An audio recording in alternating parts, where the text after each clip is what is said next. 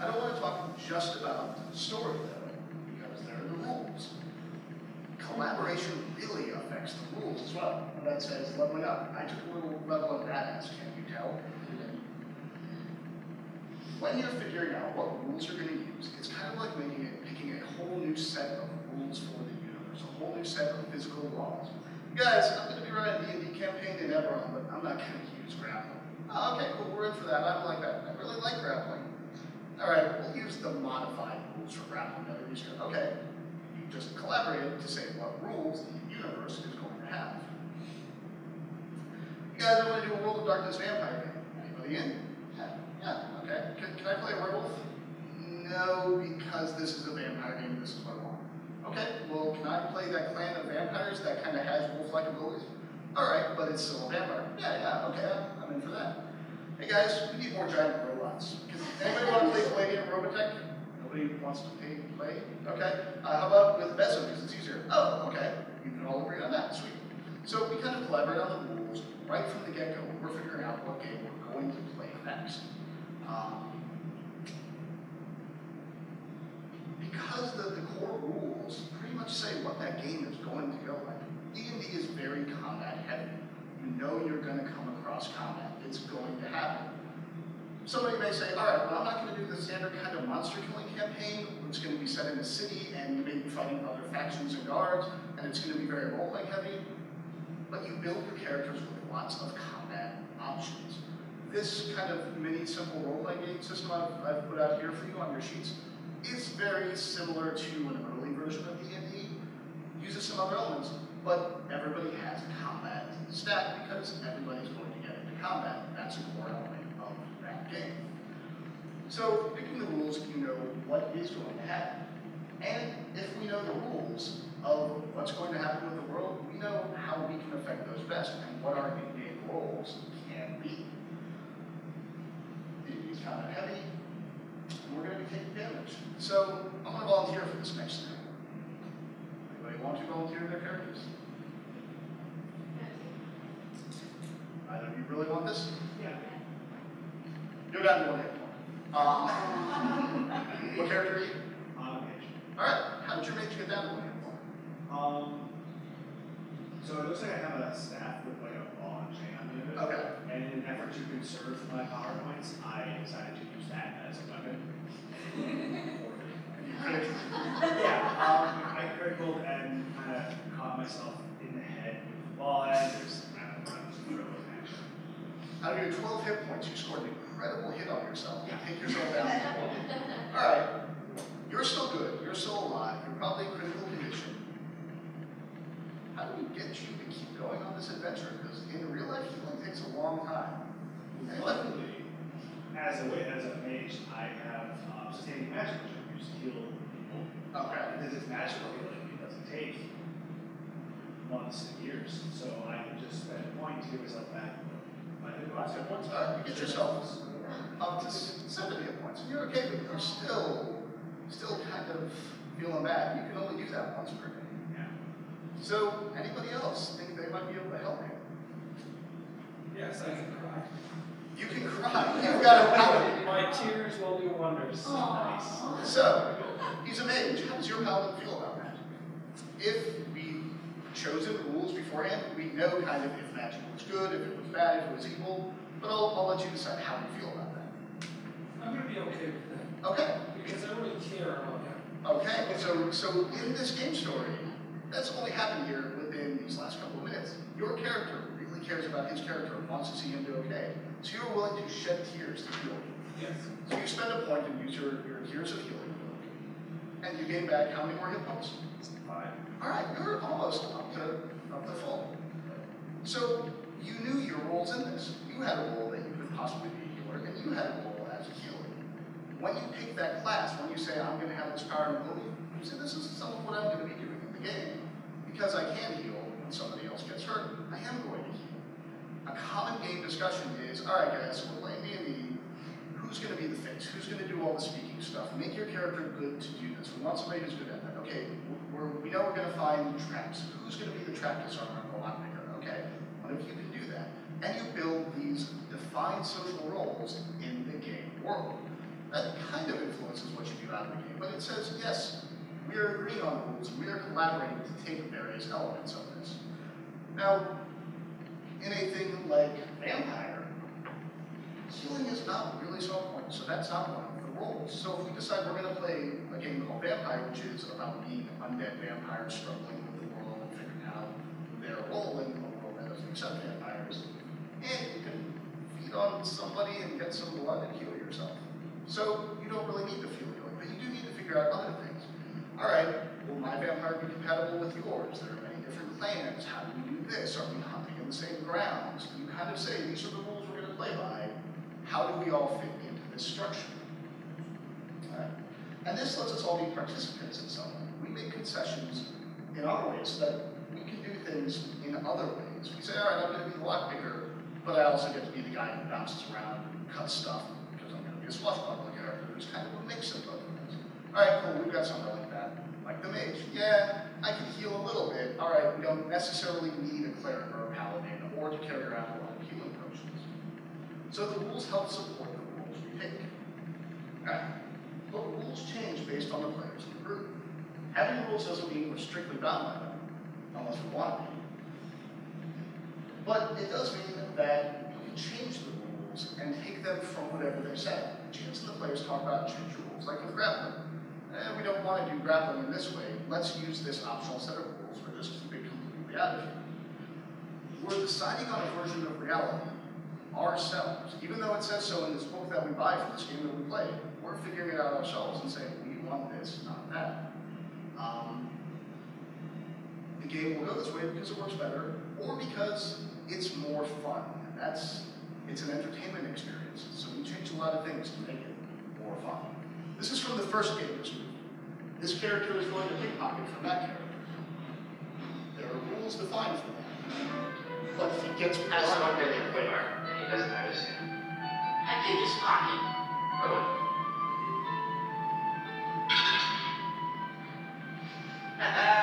Got it. Does he have any, weapons or anything? Yeah, he's got a knife. I take that too. Okay, roll it. Cool. I'm kicking ass. I want to steal his pants. You're not serious. I am serious. Why do you want his pants? I don't want them. I just want to see if I can steal them. Fine, go ahead. Put yourself for a negative 8 penalty for difficulty. Don't believe it. Well. Are you quite finished? Yeah. Oh, and I ordered some wine from the innkeeper. Oh, dude, until you took his pants. Well, hero. Am I still unconscious? Alright.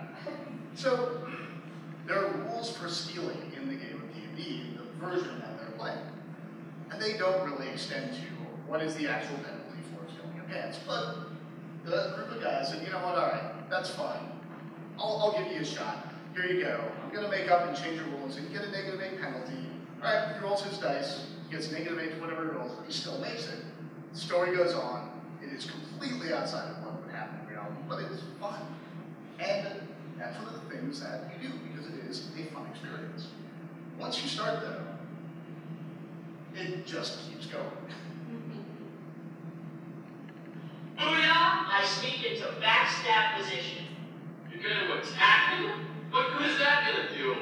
Duh! I do triple damage when I attack from behind. I sneak into place behind him and unsheath my dagger. Just your dagger? Good point. I'll use my sword.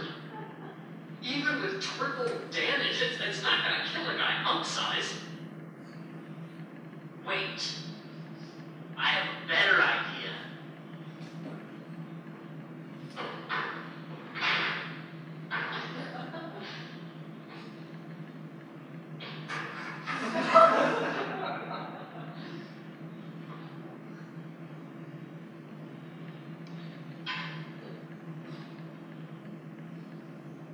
This one gave me 2 clips.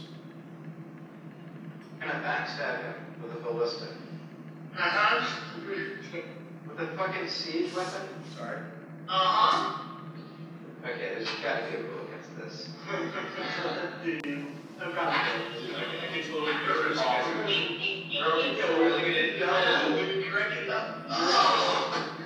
Dude. Okay, there's nothing against it in the rules. It's within his rights to say, no, you can't do that.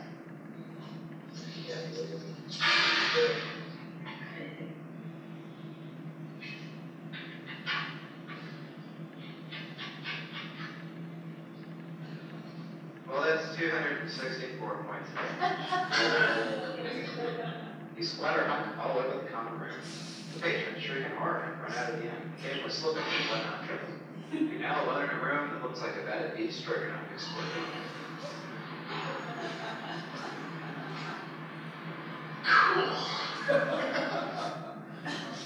So they pretty much agreed to make the rules fit more of this version of reality what they want. They all enjoy doing crazy things in the game, having fun with it. It's stressful for them, so they said that's what this reality that we're doing encompasses. Alright, so the rules change based on the players in the group, and the rules change because we want to include everybody inside of the game. You don't want another volunteer for this, but I won't take away all your hit points, I promise. Alright, you haven't really gone yet, so what's your character? Good. The name? Alright. You're surrounded by 7 orcs who are out of magic points. How will you handle this? I'm gonna try to do a leadership role if it's not on. Okay, use your academic law kind of abilities to talk them I'm through. so brilliant that they just can't help it being on. Okay, go ahead and make your roll. You need above a 14. And I have a 12. You have a 12. Alright. So, you attempted with your law and leadership abilities. This isn't really kind of what that's made for. I want to see this happen. I don't want you to be out of the game. This is a place where someone else would be better at this. But I'm going to change the rules and say, yeah, that academic law helps with this. I'm also going to say, this isn't really in the rules at all, but you've got perceptiveness. So, if you want to spend one of your points, let's say you've got 1 left, or if you want to take a couple of hit points of damage, I'll make that as a concession. You kind of see enough about them, understand enough about their social structures, you can add a +2 to your modifier. Do you want to take it? Okay. So, this is kind of a newer idea in gaming of, yes, let's really dig down into this collaboration. Yeah, that doesn't quite work. That's not really how this is written, and it's even outside the bonds of what we've agreed upon. But okay, I want you to join in, so go ahead and do this. Go ahead and we'll sacrifice somewhere to do that. So, describe how this happens, and describe why the hit points actually help you do that. I start to talk and one of the goblins. Orcs, or goblins. Or cackles and stabs me in the side. It's just a graze though. And as I continue to sort of observe them and talk to them and feel to each one of them individually, they find it back. Okay, you kind of said, I'm not down yet. Yeah. I'm still going, I'm still strong. Okay, so we changed the rules to include everybody, to try to get everybody in and get them to be part of the story, even if it doesn't quite fit. And we kind of do this to bridge that gap between reality and game reality. That's one of the biggest things as gamers we have an issue with is we know what we know, and we can see this bigger, broader view of the world. We don't see what our players see right down in the midst. Because you had that perception, all right, you had some kind of speaking skills. We say that gives your character enough ability to kind of do this, and we can let it go down for a roll. Now, what would you do if I asked you, no, you actually have to make the argument convincing enough to get these 15 orcs to not kill you. I actually want you to be as good as your character at speaking. So go. Friends, do you realize that your town is being burnt down as we speak? All your women and children are crying. If you kill me, then you will have no chance of saving your town, but I can show you where the scoundrels are that are taking over yours. Okay, I'll actually allow that. But man, if you have to do that every single time. Like we talked about the different types of gamers, people play games because of it's escapism. We want to keep way more awesome than we actually are in real life. So you know, that's pretty good. You want your character to be so much better than that. Sometimes you just want to, I just want to roll, yes, I got better than them, here we go. Let's move on and do that. Escapism is why a lot of people play. So we agree that even though we may not be as awesome at talking as your character, you've dumped all the points into to make them way better than anybody would ever really be without years and years of experience. You say, yeah, all right, that's how it goes. We want to bridge that gap, and we want to collaborate and all agree that that's okay. Here's another clip from gamers that this is really an awesome movie because it is very much like gaming. All this kind of stuff, even the crazy stuff, is what happens. The group, this is at the beginning, the group doesn't have a whole lot of group unity yet. They don't know how they fight, they don't know how they interact, and they haven't really built their strong social bonds. So this is them getting their butts kicked in a fight. Cass, you're up.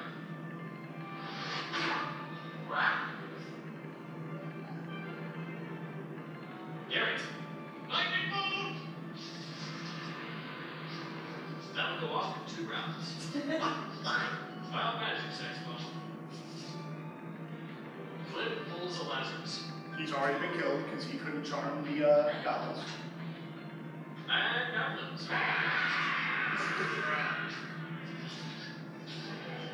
The goblins surround Daphne. Joanna? Hold my action. Yes. Go to assist Daphne.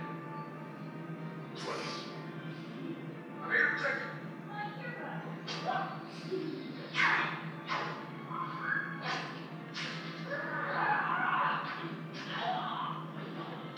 She's the best fighter in the group, No, Gary. but they don't really know that. So the monk wasted all of his actions trying to help him, help her get out of the situation that she didn't need any help with.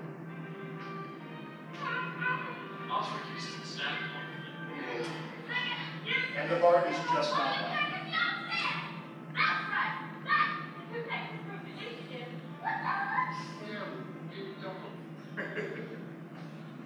So they don't have the social structure. They don't really know how to do this stuff with each other yet.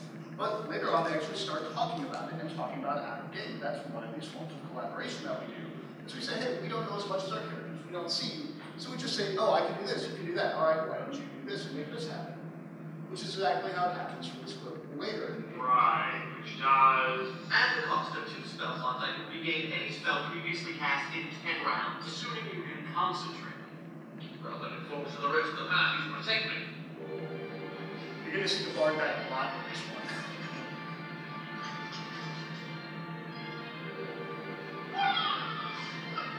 He's been mind controlled, so she decides she's going to attack him and knock him out to get rid of him.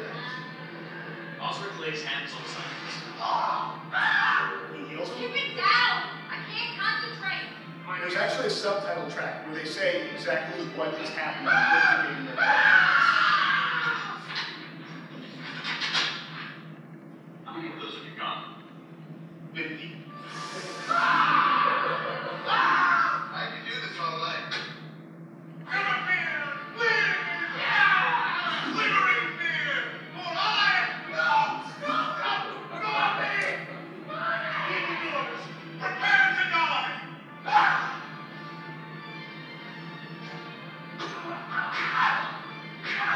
Don't distract me. I'm almost done.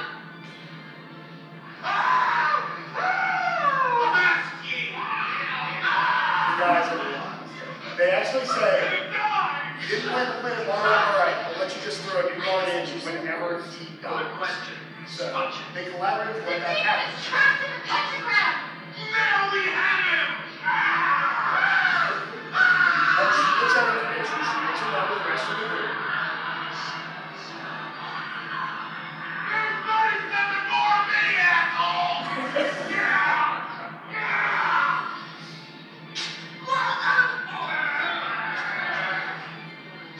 They keep working to get their strongest weapon. Darling, prepare to Time to receive get the this flaming one head and shot fire back. it too.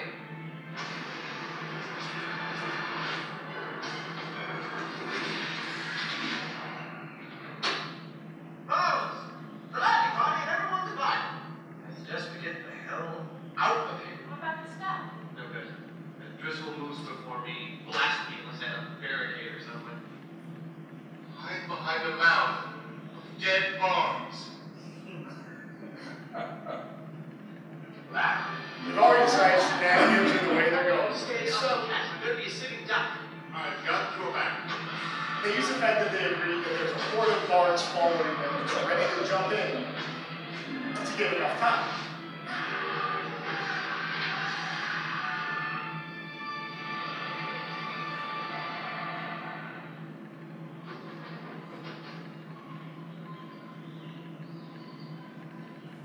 So they're doing a whole lot of collaboration here, and they're trying to match what they know with what their characters could know. Their characters have been traveling for months of in-game time, and out of the game they said, yeah, all right, we've probably all talked about how we fight and what we do, so we know how to use our strengths. You need time to do this, all do my stuff here, you do your stuff there. Nobody's protecting the female fighter because they realize she's actually very good at this.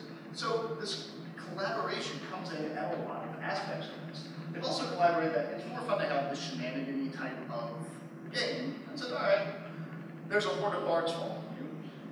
So whenever the bard dies, another one comes in from somewhere saying, it's my turn now. All right, they've collaborated, so this is the reality we are working with. So this is how collaboration works in rules and how collaboration works in story. It has actually worked in the industry. Like we talked about at the beginning with the history, it spread really far and really fast. And it's hit everything. The Group's been hit. Come on guys, think of it as a modern day League of Extraordinary Gentlemen. Does somebody take cargo? The industry does a lot of this stuff. It gets its hands in a lot of different places.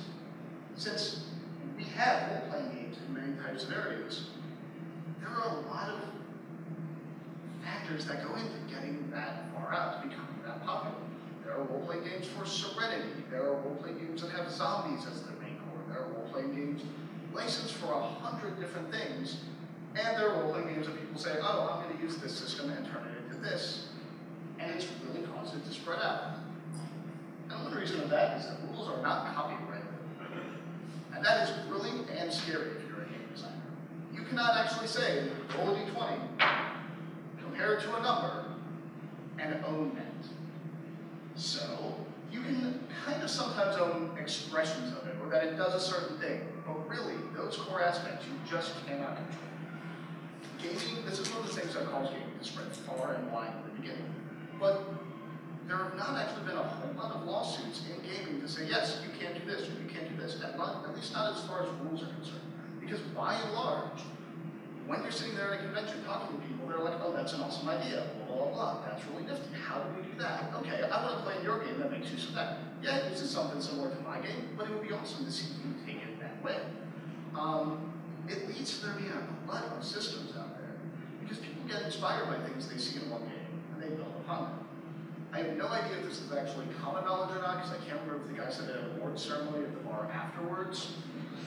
But a big role-playing game that came out uses a lot of elements of smaller, independent role-playing games that are out there.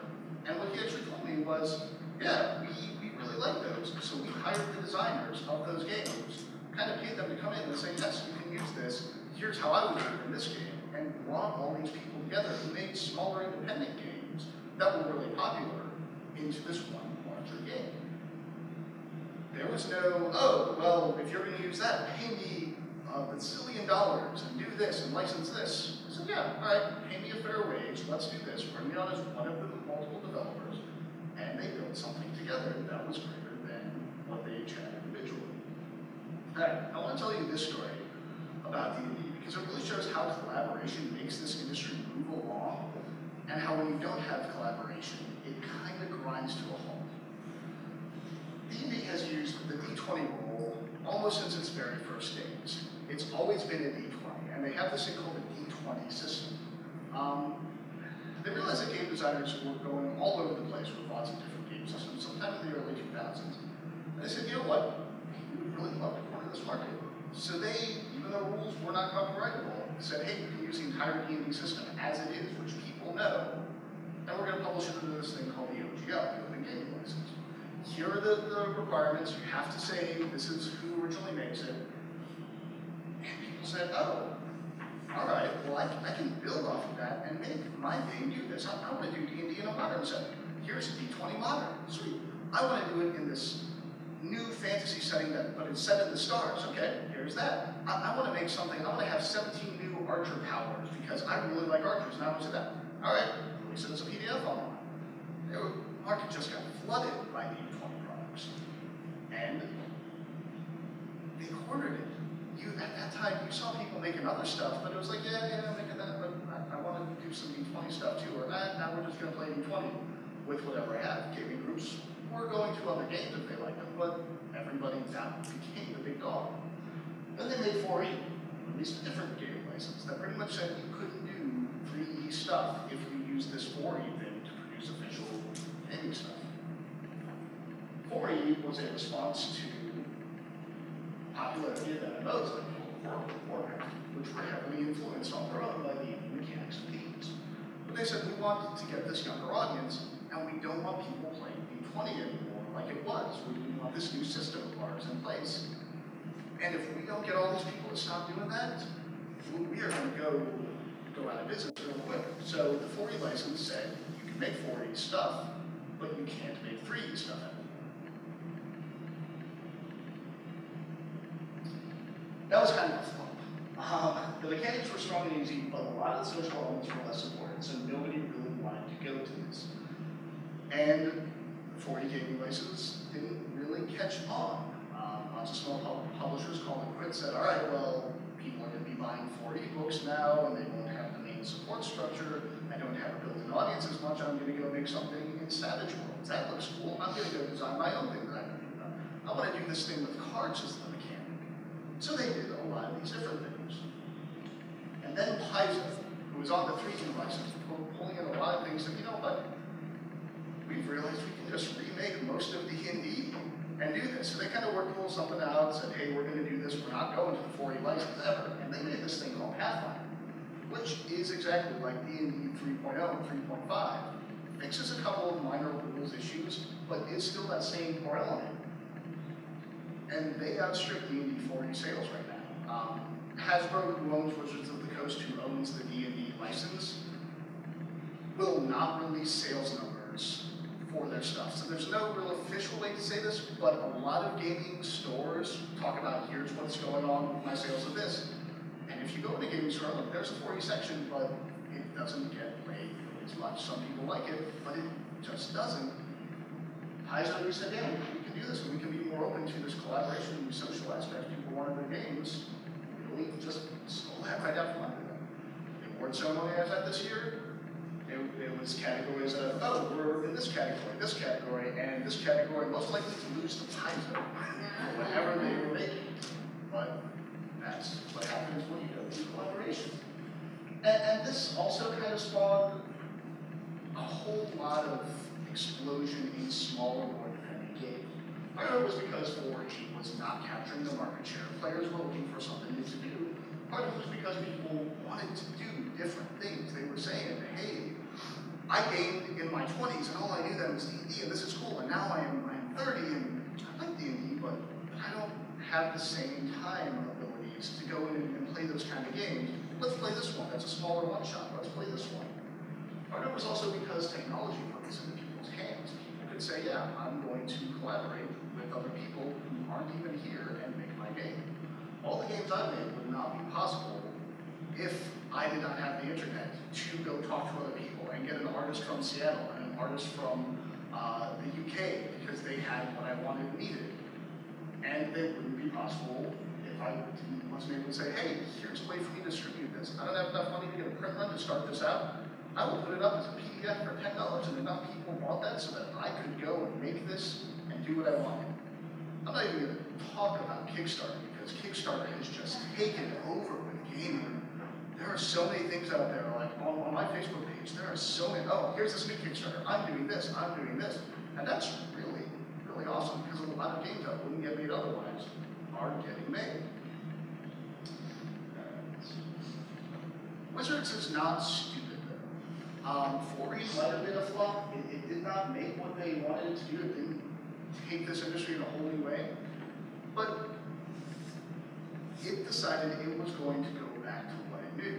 It realized it had pissed off its fan base. And so D&D 5th edition is being made right now. It's also called D&D Next. So they said, all right, fans, what do you want? What do you want us to make this new one with? They hired back a lot of designers from 3rd edition, the most popular stuff from 4th edition, people who worked on 2nd edition.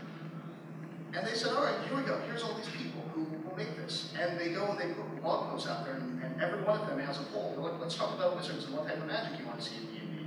And they have a poll and a community thread that just explodes. And they read those, and they look, and they say, hey, here's how we're going to do it. They even say, all right, what do you want our new logo to look like? And they're trying to get the fans to say, okay, we'll take you back. You listen to us, and we'll take you back.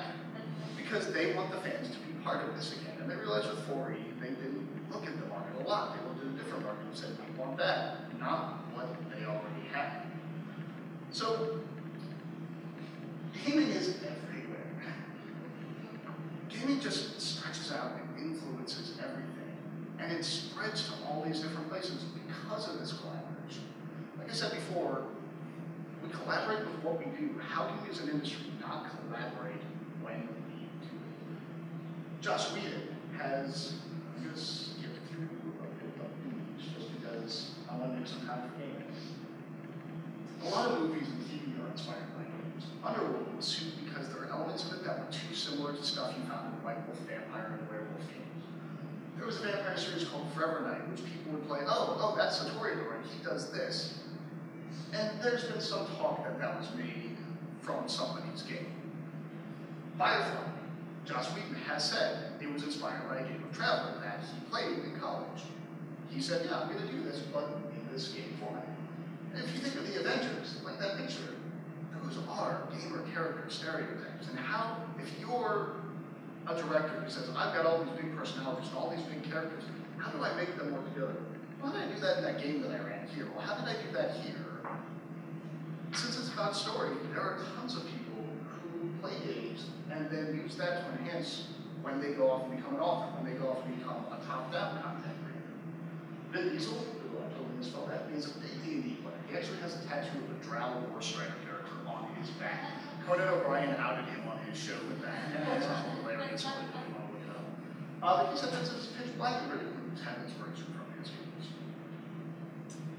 There are a ton of books out there that started as games or have influence of things like games.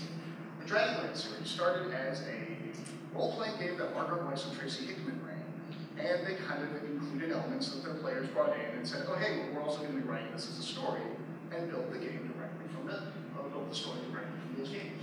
Euro 13 started as an RPG setting, but Nick Pilato went and wrote that into a series of books, which became incredibly popular. Raven E. Fight's Magician books are based off of a campaign that he ran. The Wildcard books were inspired by a superhero RPG, and then there's a Wildcards RPG that came off of that. Jim Butcher's Dresden Files, he makes tons of references to gaming inside of his book. And his wizard player actually plays a barbarian because he's a fine appeal wizard, that's what he does in real life. There's also a book that I just heard about called Quiet Key, and it starts with actual gamers in the real world who get sucked into a fantasy world and how they deal with those things. So gaming just stretches everywhere, and I don't think that would be the case without this collaboration that is built in at the deepest levels of what we do. We're okay with other people taking our ball and playing with it and changing it, and then we want to play with that too in this completely new way.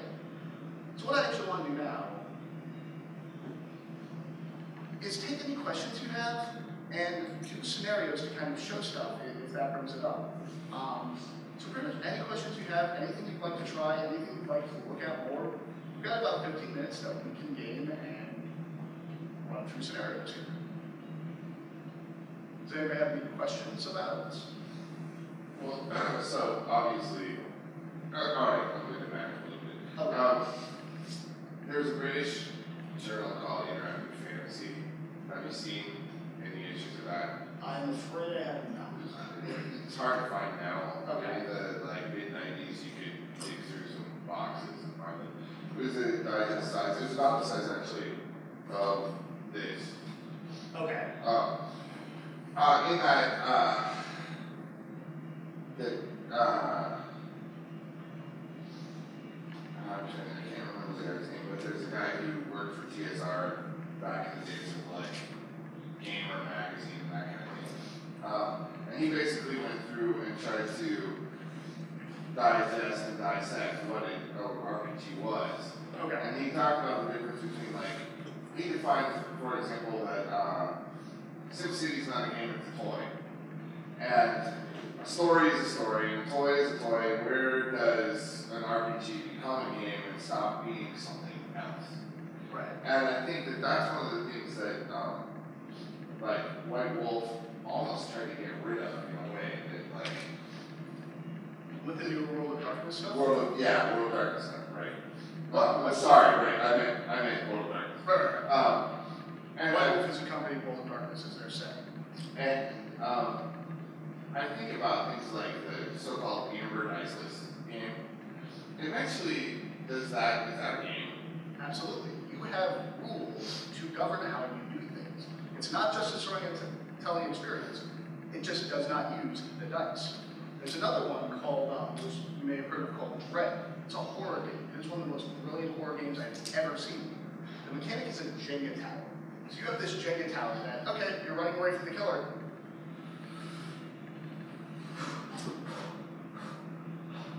Okay, we're gonna run away from the killer. And you get this intense amount of suspense as you're performing actions in the game. So that's a game, it's a role-playing game. It just uses a different mechanic. Even if you're saying, all right, the mechanic is we do rock, paper, scissors to see who takes turns next. You've still got a game element to govern how that social interaction goes. Now, White Wolf World of Darkness is a very interesting story. They kind of did the same thing D&D did. These are all pictures of various gamers, by the way, obviously. But they did kind of the same thing D&D did and said, we need to reboot this. We've already tapped out our current audience. How do we go from here?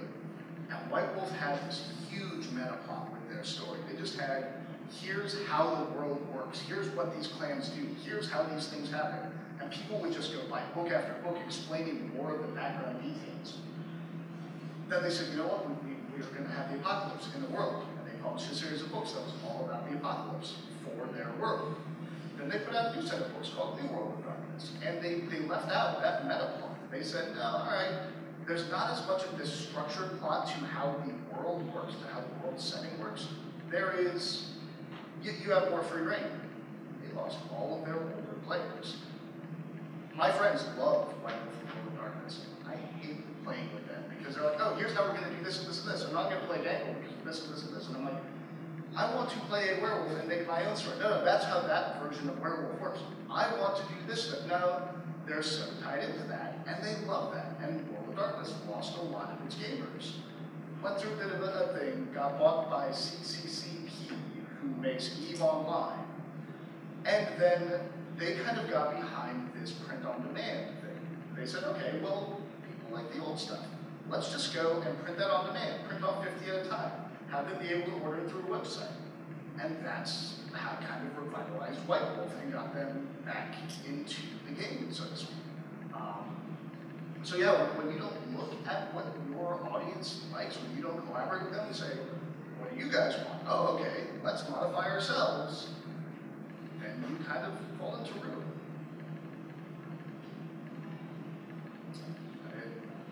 You talked a lot about different systems based on the topic that they were addressing, not just Star Trek or whatever. Right.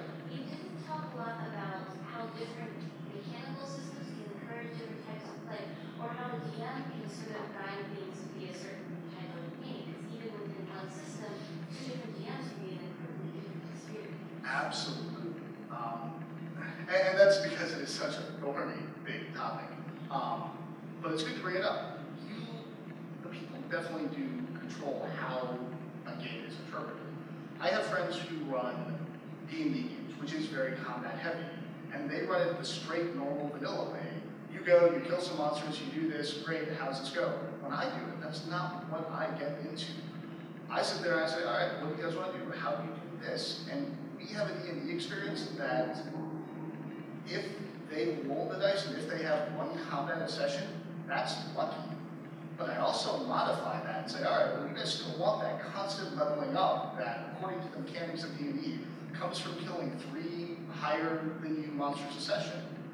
My games, I just say, you won't get 2,000 experience, or I write a new experience system, just something real simple that every story goal you complete, you get 500 experience. Every time you do something with your character, if you're a thief, every time you do something that enhances that, you get this much more experience, so that we can have that kind of game and still use it in that system. House rule is generally what the term that is called. Also, on the back of your sheets is a game lexicon full of all the game terms that you guys may need to know if you're not familiar with them. House ruling, everybody pretty much does it, right? Says, this is how we're going to run this version of this game, because this is what fits that group. Even if it's something as simple as, oh yeah, I forgot that you're supposed to take a penalty when that happens. All right, you know, you're just not taking that penalty. But different DMs really affect the experience because they are the referees for the rules. You know, everybody kind of agrees on it, but they give the GM that kind of ability to say, yes, this is how we're doing this particular set of things. Did I get what you wanted, or? A little bit. I mean, if you wanted to play a more open world, why are you playing Dungeons and Dragons? Why are you playing Dresden, where it is a lot more cooperative and you're building the world and it enables the mechanics are already set up rather than making up your own to enable social interactions and other challenges besides killing orcs. Okay. And that kind of goes to when you, as a group, decide what game you're going to play, what kind of rules you're going to follow for that. If your group is not heavily into killing monsters, you say, I'm going to play this other game, like Dresden. The Dresden Files RPG, they sat there and said, we need this to be very story-oriented. We need this to be very open to players building things in different ways than killing stuff or getting out of challenges in different ways. So they use a completely different system that doesn't use a d20, uses 4 small dice with pluses and minuses, so you don't think about the numbers aspect of what's going on. You think about, oh, I'm +2, okay, that puts me at this range from where my skill starts. And it changes the way you play because it changes what you think about. When you sit down and build your character, you don't have, oh, here's my combat rating. You have, oh, I want to give him this ability. I want to give him this aspect that helps him do better in these situations. So it definitely does encourage different types of play. But that's sort of the thing you agree upon for saying, this is the rules that I'm going to go with. All right, that's what you're going to go with. That enables a different style of play. This is anecdotal, I know, but I'm curious about if you see anything generational in a desire to sort of homebrew or house rule. Is that something that's a little more old school or a little more, like as far as like waves of players or when you started playing that kind of thing? There's a kind of a fun saying of everybody who plays wants to GM. Everybody who GMs wants to build their own game. Everybody who built their own game just wants to go back to playing. I wouldn't even say it's generational. Well, a term grognard means somebody who is stuck in the older style. They're a grognard for older rules. They've been playing since the first versions. I think right up there, right behind you, if you want to hold that up again, that's me. This is a reprint of one of the first editions of D&D. It's the pink box. And it's actually a reprint. It's not actually that valuable, but it's one of the first editions. Grognard's like, oh yeah, I remember that. Oh, I have the Old Ivy Red box. Well, I have this one. Oh, I have this. I have a copy of Chainmail. And that kind of attitude, feel free to pass that around. And feel free to take that out and look it over. People have that kind of attitude aren't as much about making new things because they know what they like, they know what they've got. They don't really want anything more. First edition games are still being run at conventions by people who are just like, I'm going to run a first edition game. Who wants to play it? And you have a whole bunch of, as the gaming term goes, graybeards sitting around playing this older version of it. And they love it. They don't really need to do more with it. As each edition of D&D or each edition of the game goes, it kind of gets shaped by the styles around it. The 70s was home to huge numbers of sword and sorcery fantasy games because that was really popular then. And then it kind of branched out in the 80s to sci-fi. So people kind of grew up with that. And as it branched into that new kind of way, genre, people said, well, we need a rule to handle travel. All right, so here's rules that handle these types of things. And then those got reincorporated back in. But people like their editions, so they don't really first ones where they only had a very similar set of games to play that all kind of mimic each other, said, I like this style of gaming, that's what I'm going with. People who have kind of grown up anywhere in the 80s after that are like, oh my god, let's try this, let's try that, let's try this, let's do this new one, I'm gonna try this one. Let's redo that one with this new mechanic that was created 15 years later because I think it would work really, really well. That's why you have so many games that revisit the exact same theme. And like I said, everybody who plays wants to be a GM. Once a GM, they say, I can do this better. How many typos are there in this game? Or when they hire an editor, let me do this.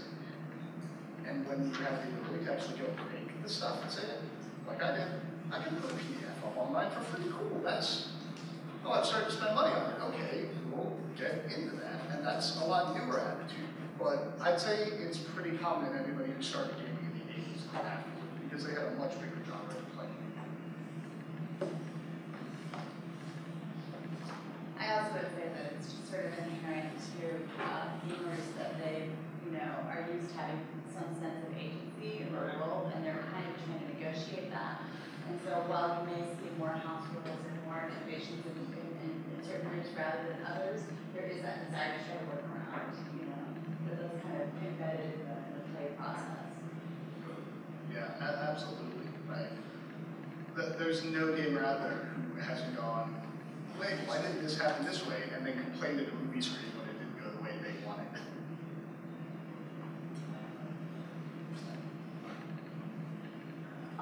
Taking on to that, do you see, what do you see as the influences of intergenerational gaming? Like, my children are old enough to game with me now. How does that change the dynamic? If, best metaphor I have for this is the nostalgia you see with toys nowadays. They're remaking Teenage Mutant Ninja Turtles now because I played with them. Of course, I want my kids to play with them. They were awesome. I have seen in the last 5-10 years, 5 years is closer to when I've really seen this start exploring. I'm going to make a game that my kids can play. Mermaid Tales is one that just has gotten through its Kickstarter and gone out, and it's very geared towards kids playing games. And that's not a topic of discussion I heard going on a lot like 12, 13 years ago. It's just starting to go now because people are old enough. And when they sit down, they go, all right, I don't have time to game once a week or 5 times a day like I used to with my friends. Once a month, oh, and you're bringing your kids, you're doing this. And all right, I want to do that with them. How do we do that? So intergenerational, I think that's actually going to enhance this idea that's kind of been coming up in the industry of simpler rule sets. Older books are huge, full of tables, full of charts, full of how do I do this, how do I do this? Newer ones tend to be, the Marvel role-playing one is a great example of this. It's a superhero one, but it is incredibly open, whereas Champions in its second edition was full of, here's this one, here's how all these powers work. Okay, you pick the ones that fit what you want it most to be.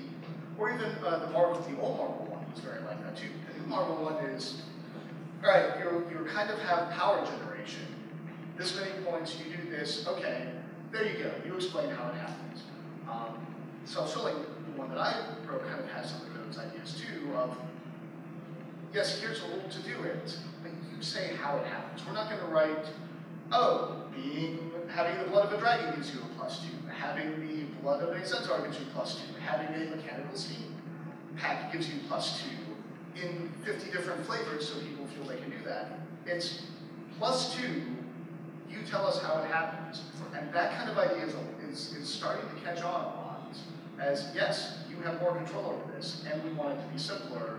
You fill in the rest of the blanks, we'll tell you how it works. And the corollary to that, you see pushback from my eldest was involved in those card games. Okay. And as maturity moved to RPG, and I saw a lot of interaction between the rules he learned for cards that he would make the house rules. Is that, do you see that as a trend in the industry, or is it just the way that they play the rules? How old is your son? My eldest is 15, my middle is 9, and my Okay. youngest is 6, so they each play slightly different flavor. Right. So 15, he's definitely in that.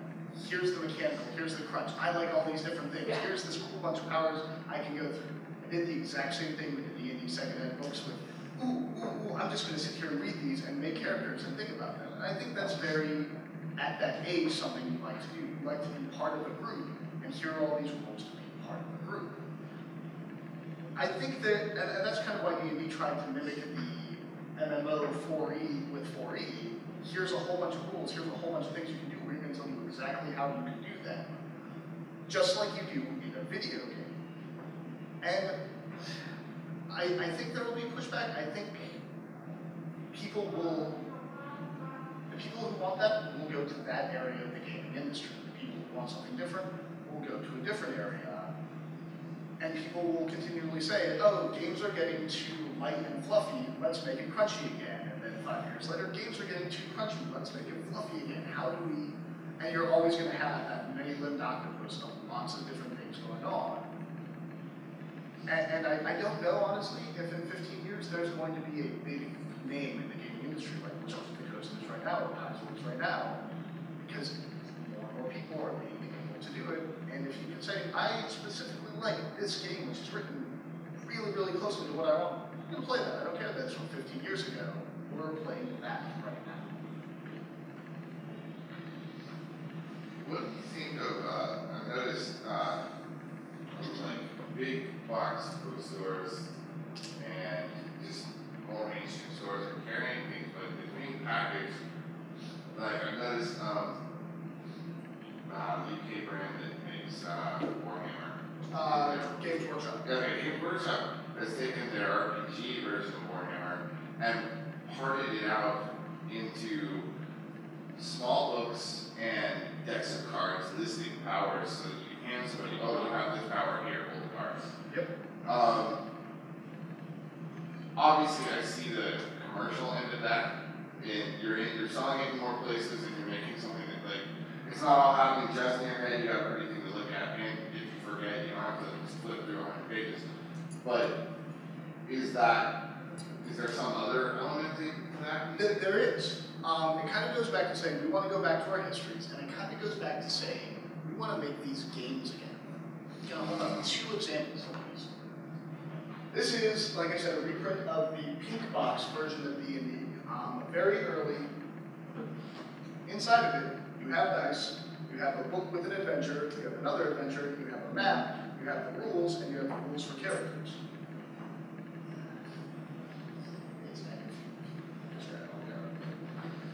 Games became books really quickly because this got too expensive to produce. Yeah, colored in with crayon. You had to color in crayons on these dice to make the numbers show up. This is the new Doctor Who game, like Cubicle 7. It was made, this one is still David Tennant, but they're still making the Matt Smith one. Incredibly similar, even though it's just D6 dice, which everybody probably has in their house. You have the book to tell how to run the game, the book to tell how to use the players. This is one of the most brilliant things about it. A whole ton of characters and player options and character cards to write down your appearances. It's turning it back into a game. That's kind of going back to that history and saying, these used to be games, let's enhance that game element. And also, because it's easier to get people into it. Somebody's not interested in this stuff, and I say, hey, let's go play a video game. I might be able to get them into it, but if they're not interested in it, getting them into a video game, smart, getting them, hey, you want to sit down and play a Doctor Who kind of board game? That doesn't sound like a huge investment. I don't think I'm going to be losing half my life to World of Warcraft. All right, I can get behind that. And then they say, that was fun. I wasn't sure about that. There's a brilliant clip from the IT crowd, which is about that. They bring in these businessmen who are looking for a good time in London. And the main manager doesn't know how to get that, so she just incorporates them into her employees' role-playing game. And at the end, they are loving it. I don't think you're going to turn a lot of heads, but people are more open to, yeah, sure, I played Monopoly, I can do that. Yeah, I like movies, you have this awesome movie I like. Okay, I can see that. So that's kind of why, you know, games are kind of going back to how they were, at least for the type of game. Doctor Who, I can get my girlfriend into Doctor Who because she likes Doctor Who, and I can say, it's real easy, take this, I'll tell you what to do. It's 6:45. I'll take any other questions if you want, but head on out if you know. There is a reception in front of the haze rooms. We were originally outside on the pool deck, but we moved it inside because it's cold and it's going to rain. And so it is right in front of the haze rooms, and then we're going to have a karaoke competition with Amazon gift card reward for the winner, and a pub quiz with a myriad variety of prizes for winners and losers alike, I believe, right, Brendan? There's a couple prizes for real music. Right. And they're all in that dice box right there. John, are you going to stick around for the reception? Absolutely. So I will stick around. We'll have a chance to talk to John more. Thank you very much.